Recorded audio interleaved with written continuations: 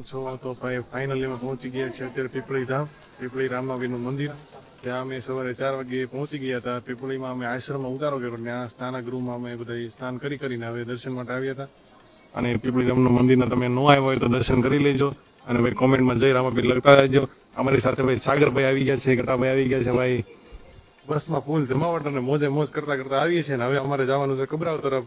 અને ભાઈ પીપળીમાં તમને બતાવી જો આખું મંદિર દર્શન કરાવી દઈશું. આ સાઈડ આપણે ભગતે હાથે કંઈક મૂર્તિ રામાપીરની પધરાવી હતી. આ મૂર્તિનું વાળું મંદિર છે અને મેન મંદિર આ રામાપીરનું, જ્યાં રામાપીર બિરાજમાન છે. મોટી મૂર્તિ છે, બેઠેલી મૂર્તિ. આવી મૂર્તિ તમે ક્યાંય જોઈ નહીં હોય.